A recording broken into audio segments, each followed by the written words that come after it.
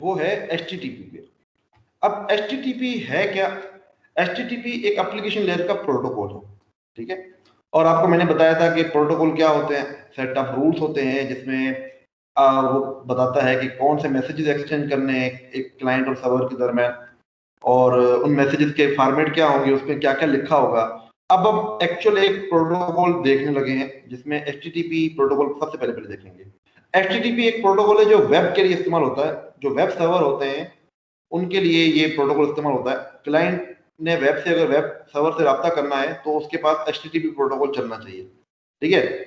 अच्छा, क्यों हमें वेब सर्वर चाहिए? वेब सर्वर हमें इसलिए चाहिए होता है, लेट सपोज किसी वेबसाइट पे जा रहे हैं, वेब सर्वर से मुराद है वेबसाइट। किसी वेबसाइट पे जा रहे हैं तो हम क्यों जाते हैं? कोई चीज सर्च करने के लिए, कोई इमेज डाउनलोड करने के लिए, कोई पेज पेज पढ़ने के लिए, ठीक है। आप यूसीपी के वेब सर्वर पे क्यों जाते हैं? ताकि आप वहां पे अपनी कोई अनाउंसमेंट देख सकें, कोई कोर्स मटेरियल में कोई चीज देख सकें, या आप मार्क्स देख सकें, ठीक है, ऐसी चीजें देख सकें। तो वेबसाइट पे आप इस तरह से जाते हैं, उनको हम कहते हैं ऑब्जेक्ट्स, ठीक है। अच्छा, अब आपके पास जो HTTP है ना, वो इस तरह से रन कर रहा होता है। एक आपके पास क्लाइंट होता है और एक सर्वर होता है। क्लाइंट मतलब आप क्लाइंट है, आपका ब्राउजर एक क्लाइंट है, और या आपका मोबाइल है, या आपकी जो भी टीवी है, या आपका लेट्स सपोज पीसी है, वो एक क्लाइंट है। वो एक रिक्वेस्ट जनरेट करता है, वो सर्वर के पास जाती है। उस सर्वर को हम कहेंगे HTTP सर्वर, और क्लाइंट को कहेंगे HTTP क्लाइंट, ठीक है। अब वो क्लाइंट जो है वो रिक्वेस्ट भेजता है सबसे पहले पहले एक सर्वर को, और सर्वर उसको रिस्पॉन्स देता है, ठीक है, HTTP रिस्पॉन्स देता है, ठीक है। और वो आपस में बातचीत करते हैं। ये कैसे होता है, किस तरह से होता है, इसको थोड़ा सा समझते हैं डिटेल से इधर इसमें। ये इस स्लाइड पे मैं आता हूँ पहले, बल्कि ये, हाँ। अब सबसे पहले पहली बात ये है कि क्योंकि HTTP प्रोटोकॉल जो है ना, बल्कि पहले यही देखिए, HTTP प्रोटोकॉल क्योंकि एक एप्लीकेशन लेयर का प्रोटोकॉल है। लास्ट क्लास में मैंने आपको समझाया था कि हर एप्लीकेशन लेयर का प्रोटोकॉल है ना, पीछे बैकएंड पे ट्रांसपोर्ट लेयर का कोई प्रोटोकॉल इस्तेमाल करता है। तो HTTP जो है ना वो TCP यूज करता है। अब देखो, HTTP एक एप्लीकेशन है, ठीक है ना, एक एप्लीकेशन लेयर का प्रोटोकॉल है। हमारी एप्लीकेशन ने क्या डेटा भेजना है, उस डेटा का क्या जवाब आना है, ये सारा एप्लीकेशन लेयर पे हो रहा होता है। बट उस डेटा को एक जगह से दूसरी जगह रिलायबली पहुंचाना, ये TCP का काम है, ठीक है। बात समझ में आई? अच्छा, उसके बाद ये आवाज मुझे किसी का नजर सुनने में आ रहा है, तो प्लीज ये बंद करते हैं। ये मारूफ है, ओके। तो कहने का मतलब ये कि, अच्छा, अब होता ये है कि क्लाइंट सबसे पहले पहले एक TCP कनेक्शन बनाता है सर्वर की पोर्ट नंबर 80 पे। अब पोर्ट और सॉकेट के बारे में हमने डिटेल से डिस्कशन की थी। सॉकेट एक, आप समझ लें कि दरवाजा है जिसके दो दो चीजें होती हैं, जिसकी IP एड्रेस और पोर्ट नंबर, ठीक है। और होता यह है कि सर्वर जो आपका है ना, वो उस पोर्ट पे वेट कर रहा होता है आपका, कि कब क्लाइंट आएगा और मैं उसको रिस्पॉन्स दूं, ठीक है। तो सर्वर क्या है कि ऐसी एंटिटी है जो एक पोर्ट, फेमस पोर्ट होती है, उस पर सुन रहा होता है। और क्लाइंट क्या है, उस पोर्ट पे रिक्वेस्ट भेजता है कि यार मुझे ना ये तुम ऑब्जेक्ट तुम्हारी वेबसाइट से निकाल के दे दो, ठीक है। अच्छा, सबसे पहले पहले वो हेलो हाय मैसेज भेजते हैं, उसके बाद उनकी बातचीत होती है। ऐसे TCP में आपको पता है ना, मैंने TCP जो है ना उसमें होता है हैंडशेक प्रोसेस। ये जब TCP हम पढ़ेंगे तो डिटेल से देखेंगे भी। TCP में होता है हैंडशेक प्रोसेस। हैंडशेक से मुराद है कि सबसे पहले पहले वो सलाम दुआ करता है, उसके बाद वो बातचीत करता है।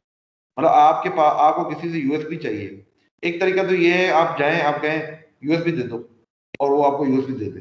दूसरा तरीका ये है कि आप जाएं, क्या हाल है भाई, ठीक है, मजे में है, आप मेरे से एक मिनट बात कर सकते हैं? जी जी, बात कर सकता हूँ यार, वो ना आपसे एक मिनट, मुझे USB चाहिए।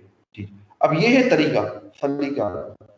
TCP जो ना इसी सलीके को फॉलो करता है। सबसे पहले पहले वो क्लाइंट से एक रिक्वेस्ट जनरेट करवाता है सर्वर तक। सर्वर को कहता है कि हाँ भाई मैं तुमसे बात कर सकता हूँ, वो कहता है जी जी मैं बात कर सकता हूँ। फिर वो आपस में मैसेज भेजता है कि भाई अब मुझे ये चीज आपके सर्वर से चाहिए, और वो कहता है ठीक है जी ये ले लें, ठीक है। सो TCP जो है ना वो सबसे पहले पहले एक कनेक्शन ऑन करता है, आपस में हेलो हाय मैसेज भेजता है, उसके बाद एक्चुअल डेटा ट्रांसफर होती है। अच्छा, एक चीज इसमें लिखी हुई, TCP इज ए स्टेटलेस। इसका मतलब है कि क्लाइंट के बारे में ना सर्वर कोई इंफॉर्मेशन नहीं रखता। आप लोगों ने आजकल देखा होगा कि आप यूट्यूब पे जाते हैं तो यूट्यूब जो है ना वो आपकी सारी इन्फॉर्मेशन रखता है सेव, मतलब आपने क्या वीडियोस देखी थी, अगली दफा आप जब यूट्यूब खोलेंगे ना वो ऑटोमेटिकली आपको वही वीडियो सजेस्ट करेगा। या आपने से तकरीबन लोगों ने देखा होगा, या आप दराज पे जाते हैं, आपने दराज से कभी फर्ज करें कोई साइकिल खरीदी है या कोई ऐसी चीज खरीदी है तो वो हमेशा आपको उसी से रिलेवेंट पहले पहले ऐड दिखाएगा। ठीक है। अब ये क्यों ऐसे होता है, वो आपकी स्टेट को मेंटेन करते हैं, सर्वर है ना अपनी स्टेट को मेंटेन करता है क्लाइंट के साथ, कि ये क्लाइंट कौन था, उसने क्या क्या चीजें परचेज की थी, अगली दफा जब ये आएगा तो मैंने इसे क्या क्या बताना है। इसको कहते हैं स्टेट मेंटेन करना। ठीक है। बट एचटीटीपी जो प्रोटोकॉल है ना उसमें सर्वर जो होता है ना वो स्टेटलेस होता है। ठीक है। उसमें ऐसा कोई मैकेनिज्म नहीं है जिसमें सर्वर को याद रहे कि ये बंदा कौन था। याद रहने की काफी सारे फवायद हैं, काफी सारे नुकसान भी हैं। हम इसको थोड़ा सा पास करते हैं, इसको थोड़ी देर बाद इसको मजीद डिस्कस करेंगे कि ये स्टेटलेस का फायदा क्या है, नुकसान क्या है। ठीक है। इसको डिटेल से समझेंगे।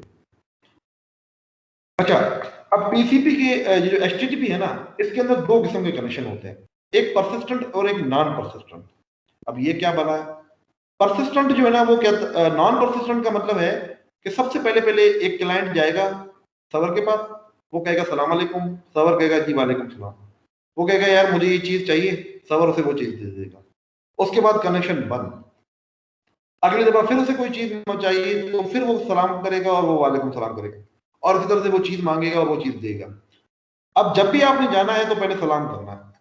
अब ये ऐसे ही है कि आप किसी शॉप पे जाते हैं तो पहले कहते हैं हाँ भाई क्या हाल है, ठीक है, मजे में, खुश, मजे में, जोर, सब कुछ सही है, घर में सब साथ सही है, बिल्कुल यार वो चीज मुझे दे देना, वो कहेगा ठीक है ये ले लो।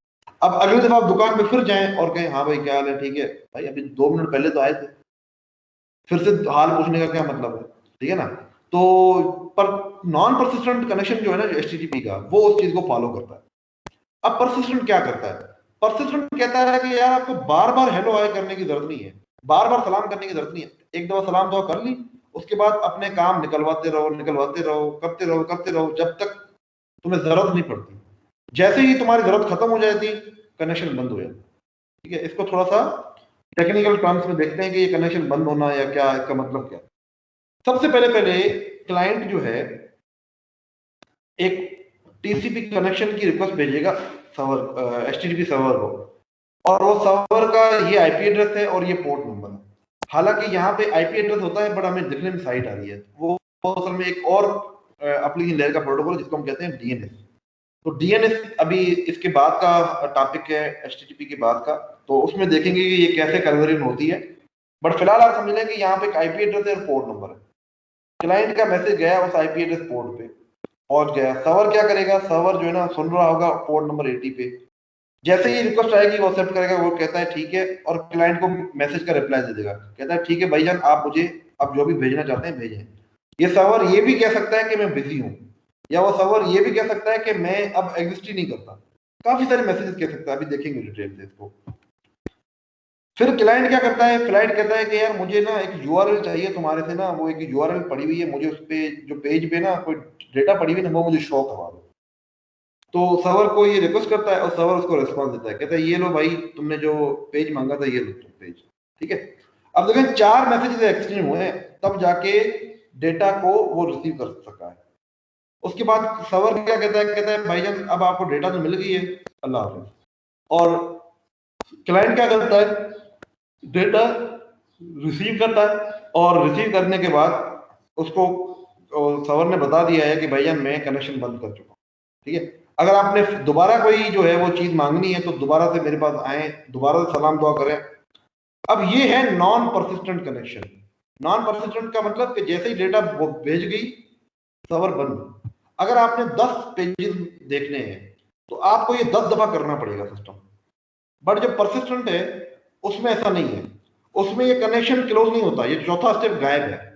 और ये तब तक गायब होता है जब तक एक टाइम ड्यूरेशन होता है, वो तब तक वेट करता है कि अगर फर्ज करें आपने एक रिक्वेस्ट भेजी, एक क्लाइंट ने सर्वर को रिक्वेस्ट भेजी कि मुझे एक इमेज चाहिए, उसने दे दिया। फिर उसने क्लाइंट ने एक रिक्वेस्ट भेजी, कहा कि यार मुझे ना फिर से एक और इमेज चाहिए, वो कहेगा ठीक है ये भी ले लो। अब सर्वर है ना वेट करता रहता है एक टाइम तक, उस टाइम के अंदर अंदर कोई रिक्वेस्ट उसके पास आई तो ठीक है, वरना वो क्या करेगा कनेक्शन बंद कर देगा। बट नॉन परसिस्टेंट ऐसा नहीं करता। नॉन पर्सिस्टेंट क्या करता है, एक इमेज भेज के फॉरवर्ड कनेक्शन बंद, अगले इमेज के लिए फिर से कनेक्शन बनाओ, ठीक है। अच्छा, इसका एक छोटा सा डेमो और है।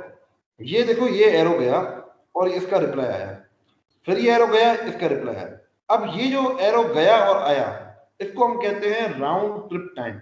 आप घर से निकले, शॉप पे गए, शॉप से वापस घर पे आ गए, that is round trip time.